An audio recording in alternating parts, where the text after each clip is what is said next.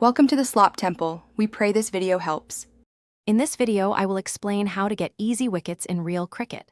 To start, always analyze the pitch conditions before you bowl your first delivery. Understanding the surface helps you choose the right line and length.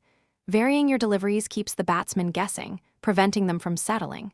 Set an aggressive field to build pressure, forcing errors. Aim for the stumps and edges.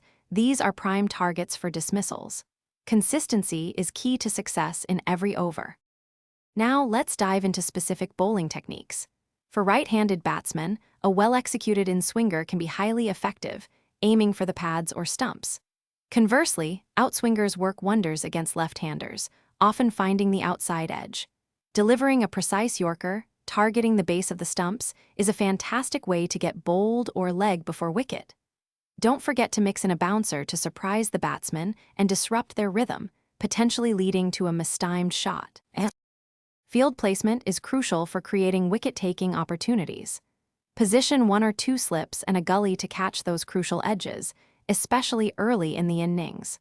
For aggressive batsmen, consider a leg-side trap with deep square leg and fine leg, enticing them to hit aerial shots.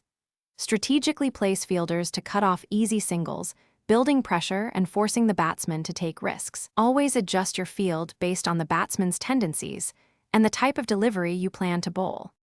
For advanced wicket-taking, keen observation is your best friend. Watch the batsman's footwork and shot selection to anticipate their moves.